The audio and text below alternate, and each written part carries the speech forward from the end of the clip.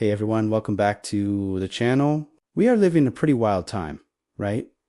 The age of intelligence, explosion. We've got tools like ChatGPT, Gemini, and Midjourney that can do almost anything. They can draft our emails, write complex code, create stunning art, and even plan our vacations. Today, we're diving deep into one of the most important conversations of our digital age. We're going to explore this idea of cognitive outsourcing.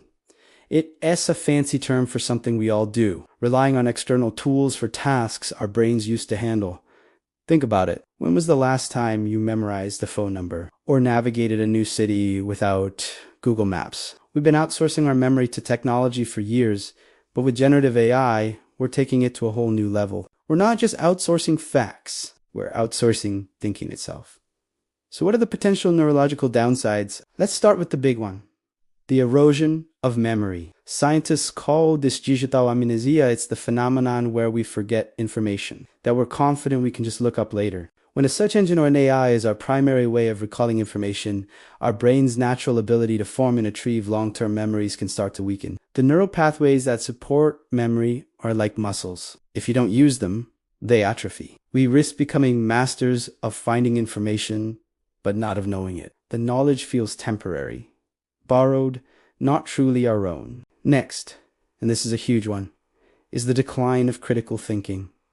Think about how we truly learn something. It's often through struggle, right? When you wrestle with a difficult math problem, you're not just finding the answer. You're building problem-solving skills, resilience, and a deeper conceptual understanding. The process is more important than the solution. But what happens when AI gives us the perfect answer instantly? We've bypassed that entire essential process. Instant answers can prevent us from engaging in the messy, frustrating, but ultimately rewarding work of thinking for ourselves. We stop questioning, analyzing, and synthesizing information because the AI has already done it for us. Over time, this could make our thinking more shallow and less nuanced.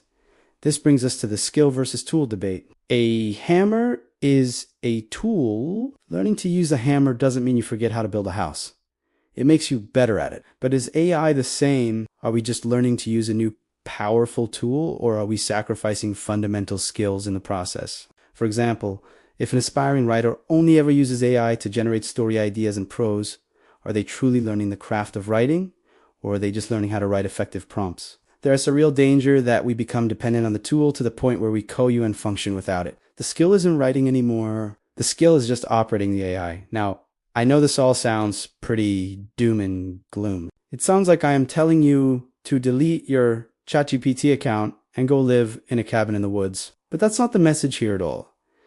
The future isn't about rejecting it. It's about learning to dance with it. AI is an incredibly powerful amplifier of human intellect, but only if we use it correctly. So how do we leverage its power without becoming cognitively lazy? How do we stay smart in the age of AI? I want to share 3 crucial strategies that I've started implementing in my own life to use AI effectively without becoming totally reliant on it. Strategy number 1, use AI as a brainstorming partner, not a final author. This is key. Instead of asking ChatGPT to write a blog post about digital amnesia, I'll ask it to give me 10 interesting angles on digital amnesia, or act as a debate opponent and argue for the benefits of cognitive outsourcing.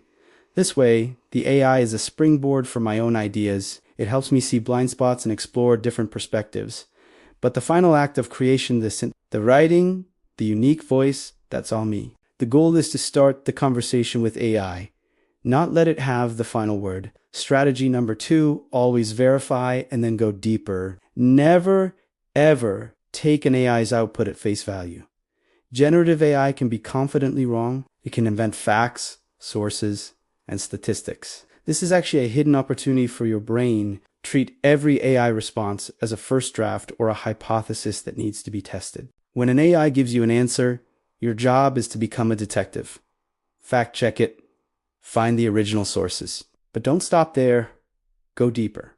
Read the studies it references. Explore related topics that it didn't mention. This turns a passive act of receiving information into an active process of research and discovery. You're using the AI's speed to guide your own deeper learning. And strategy number 3, intentionally practice unplugged thinking.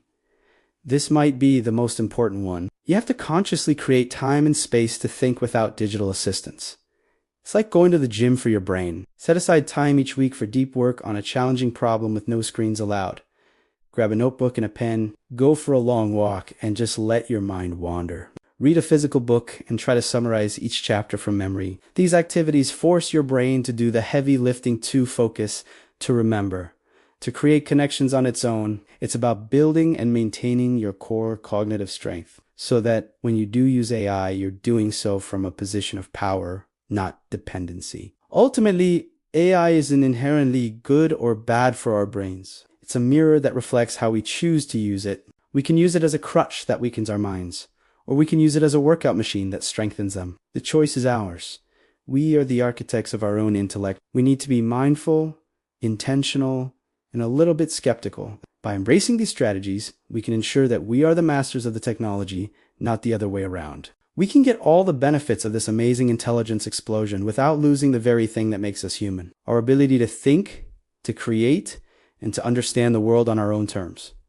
But that's just my take. I'm genuinely curious to know what you think. Have you felt your own mental sharpness change since you started using AI tools more frequently? Are you worried or are you excited? Share your honest opinion in the comments below. Let's have a real conversation about this. Thanks so much for watching. If you found this video please give it a thumbs up and consider subscribing for more deep dives into tech and our future. See you in the next one.